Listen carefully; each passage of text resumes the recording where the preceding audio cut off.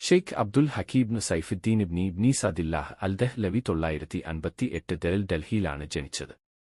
പിതാവിൽ നിന്നും വായന, എഴുത്ത്, വ്യാകരണ നിയമങ്ങൾ എന്നിവ പഠിച്ചതിനുശേഷം പ്രമുഖ പണ്ഡിതന്മാരുടെ കീഴിൽ തന്റെ വിദ്യാഭ്യാസം പൂർത്തിയാക്കി. അറിവ് നേടുന്നതിൽ അതീവ താൽപ്പര്യമുണ്ടായിരുന്ന അദ്ദേഹം രാത്രികാലങ്ങളിൽ പോലും ഗ്രന്ഥപാരായണത്തിലും ഗവേഷണങ്ങളിലും മുഴുകിയിരുന്നു. തന്റെ 73-ാം വയസ്സിൽ അദ്ദേഹം കുടുംബത്തെയും നാടിനെയും വിട്ട് ഹിജാസിലേക്ക് യാത്ര ചെയ്യുകയും മക്കയിലും മദീനയിലും താമസിക്കുകയും ചെയ്തു.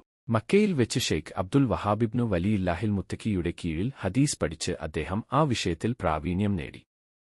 മിഷ്കാത്തുൽ മസാബിഹ് എന്ന ഗ്രന്ഥത്തിന് 4 വാല്യങ്ങളുള്ള പേർഷ്യൻ വ്യാഖ്യാനം രചിച്ചതാണ് അദ്ദേഹത്തിന്റെ പ്രധാന സംഭാവനകളിലൊന്ന്. ഇസ്ലാമിക വിജ്ഞാന ശാഖകളിൽ അതീവ പാണ്ഡിത്യം നേടിയ ഈ മഹാപണ്ഡിതൻ 1052 റബിയുൽ അവ്വൽ മാസത്തിലെ ആദ്യ ദിവസം തിങ്കളാഴ്ചയാണ് വഫാത്തായത്. ബിസ്മില്ലാഹിർ റഹ്മാനിർ റഹീം. റഹ്മാനും റഹീമുമായ അള്ളാഹുവിൻ്റെ നാമവുമായി ബന്ധപ്പെട്ടുകൊണ്ട് ഈ കിതാബിനെ ഞാൻ രചിക്കുന്നു. മുഖദ്ദിമത്തുൻ, ഇതൊരു ആമുഖമാണ്. ഫി ബയാനി ബഅദി മുസ്തലഹാത്തി ഇൽമിൽ ഹദീസ്, ഹദീസ് നിദാന ശാസ്ത്രത്തിൻ്റെ സാങ്കേതിക വാക്യങ്ങളിൽ നിന്നും ചിലതിനെ വിവരിക്കുന്നതിലുള്ള മുഖദ്ദിമയാണ്. എങ്ങനെയാണ് വിവരിക്കുന്നത്? മിമ്മ, ഒരു കലിമത്തിനാൽ അല്ലെങ്കിൽ ഒരു വിവരണത്താൽ, യക്ഫി, ആ ഒരു വിവരണം മതിയാകും, ആ ഒരു കലിമത്ത് മതിയാകും, ഫി ഷർഹിൽ കിതാബി, കിതാബിനെ ഷർഹ് ചെയ്യുന്നതിൽ. അൽ കിതാബ് എന്നതുകൊണ്ട് ഉദ്ദേശിച്ചത് ഇവിടെ മിഷ്കാത്താണ്. അപ്പോൾ മിഷ്കാത്തിനെ വിശദീകരിക്കുന്നതിൽ മതിയാകും. മിൻ ഗൈരി തത്വീലിൻ, വല്ലാതെ നീട്ടിപ്പരത്തൽ കൂടാതെ, വഇത്നാബിൻ, വല്ലാതെ ചുരുക്കലും കൂടാതെ, ഒരു മിതമായ രീതിയിൽ. റാവിൻ്റെ മർവിയിൻ്റെ ഒക്കെ അവസ്ഥ മനസ്സിലാക്കാൻ, ഇത് സ്വീകരിക്കാൻ പറ്റുമോ, ഇതിനെത്ര ബലമുണ്ട് എന്ന് മനസ്സിലാക്കാൻ വേണ്ടി ചില സാങ്കേതിക പദങ്ങൾ ഓരോ വിഷയത്തിലും ഉണ്ടാകും. അതാണിവിടെ ഇസ്തിലാഹ് എന്നതുകൊണ്ട് ഉദ്ദേശിക്കുന്നത്. യഅലം, നീ അറിയുക, അന്നൽ ഹദീസ, നിശ്ചയം ഹദീസ്, ഫി ഇസ്തിലാഹി ജുംഹൂരിൽ മുഹദ്ദിസീന, ഭൂരിഭാഗം മുഹദ്ദിസീങ്ങളുടെ ഇസ്തിലാഹിൽ, സാങ്കേതിക ഭാഷയിൽ ഹദീസ് എന്നത്, യുതുലഖു, ആ ഹദീസിനെ പറയപ്പെടും, അലാ ഖൗലിൻ നബി സല്ലല്ലാഹു അലൈഹി വസല്ലം വഫിഅലിഹി വതഖരീരിഹി, നബി സല്ലല്ലാഹു അലൈഹി വസല്ലമ തങ്ങളുടെ വാക്കിൻ്റെ മേലിലും പ്രവൃത്തിയുടെ മേലിലും സ്ഥിരീകരണത്തിൻ്റെ മേലിലും ഹദീസിനെ പറയപ്പെടും, ഹദീസ് എന്ന് പറയപ്പെടും.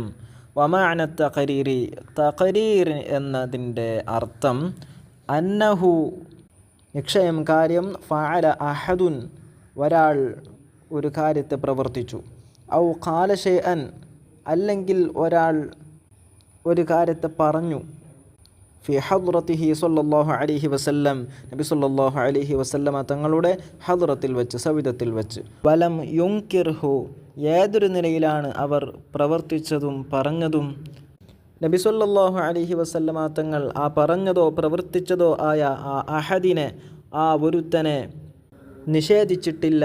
വലം യൻഹഹു, അദ്ദേഹത്തെ വിലക്കുകയും ചെയ്തിട്ടില്ല. അൻ ദാലിക, ആ പ്രവൃത്തിയെ തൊട്ട്, ആ പറച്ചലിനെ തൊട്ട്.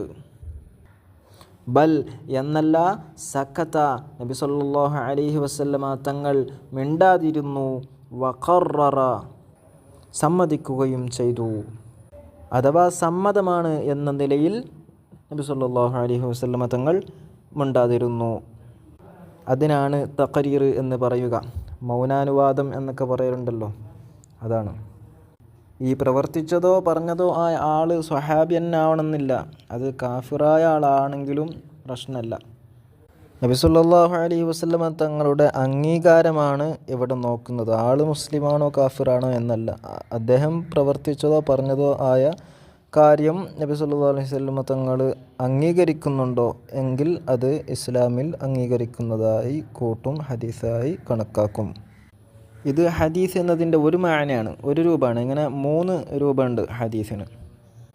വകദാലിക, അതുപോലെ തന്നെ, ഏതുപോലെ, നബി സല്ലല്ലാഹു അലൈഹി വസല്ലമ തങ്ങളുടെ ഖൗല്, ഫിഅല്, തഖരീർ എന്നതിൻ്റെ മേലിൽ ഹദീസ് എന്ന് പറയപ്പെട്ടതുപോലെ യുത്ലഖു, ഹദീസിനെ പറയപ്പെടും, അലാ ഖൗലി സ്വഹാബിയി, സ്വഹാബിയുടെ ഖൗലിൻ്റെ മേലിൽ പറയപ്പെടും. വഫിഅലിഹി വ തഖരീരിഹി, സ്വഹാബിയുടെ ഫിഅലിൻ്റെയും തഖരീറിൻ്റെ മേലിലും ഹദീസ് എന്ന് പറയപ്പെടും.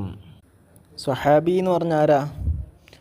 ഹുവ മൻ ഇജ്തമഅ മുഅ്മിനൻ മഅ മുഹമ്മദിൻ സ്വല്ലല്ലാഹു അലൈഹി വസല്ലം വലൗ മുദ്ദതൻ യസീറ വമാത മുഅ്മിന. മുഅ്മിന എന്ന നിലയിൽ നബി സ്വല്ലല്ലാഹു അലൈഹി വസല്ലമ തങ്ങളോടുകൂടെ ഒരുമിച്ച് കൂടുകയും അത് അല്പ നേരമാണെങ്കിലും വേണ്ടില്ല, കുറച്ച് നേരമേ നിന്നിട്ടുള്ളൂ, എന്നിട്ട് മുഅ്മിനായിട്ട് മരിക്കുകയും ചെയ്താൽ അദ്ദേഹത്തെക്കുറിച്ച് സ്വഹാബി എന്ന് പറയപ്പെടും. ഹദീസിൻ്റെ 2 രൂപം കഴിഞ്ഞല്ലോ. ഇനി അവസാനത്തത് വഅല ഖൗലി താബിഈ, താബിഈൻ്റെ ഖൗലിൻ്റെ മേലിലും ഹദീസ് എന്ന് പറയപ്പെടും. വഫിഅലിഹി, താബിഈൻ്റെ ഫിഅലിൻ്റെ മേലിലും, വതഖരീരിഹി, താബിഈൻ്റെ തഖരീറിൻ്റെ മേലിലും ഹദീസ് എന്ന് പറയപ്പെടും.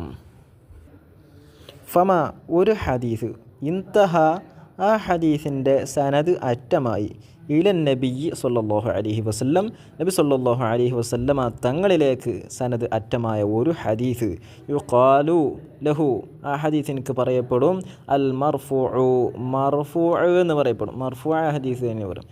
വമാ, ഒരു ഹദീസ്, ഇൻതഹ, ആ ഹദീസിൻ്റെ സനദ് അറ്റമായി ഇല സ്വഹാബി, സ്വഹാബിയിലേക്കാണ് അറ്റമായത്, യുഖാലു ലഹു, ആ ഹദീസിനക്ക് പറയപ്പെടും അൽ മൗഖൂഫു, മൗഖൂഫ് എന്ന് പറയും. കമാ യുഖാലു, പറയപ്പെടും പോലെ, ഖാല ഔ ഫഅല ഔ ഖററ ഇബ്നു അബ്ബാസ് റളിയല്ലാഹു അൻഹു, ഇബ്നു അബ്ബാസ് തങ്ങൾ പറഞ്ഞു അല്ലെങ്കിൽ പ്രവർത്തിച്ചു അല്ലെങ്കിൽ തഖരീർ ചെയ്തു എന്ന് പറയുന്നത് പോലെ. ഔ അനി ഇബ്നു അബ്ബാസിൻ മൗഖൂഫ, ഇബ്നു അബ്ബാസ് റളിയല്ലാഹു അൻഹുവിൽ നിന്ന് മൗഖൂഫായിട്ട് റിവായത്ത് ചെയ്തു. ഔ മൗഖൂഫുൻ അല ഇബ്നു അബ്ബാസിൻ, ഈ ഹദീസ് ഇബ്നു അബ്ബാസ് റളിയല്ലാഹു അൻഹുവിൻ്റെ മേലിൽ മൗഖൂഫാണ് എന്നൊക്കെ പറയും പോലെയാണ്.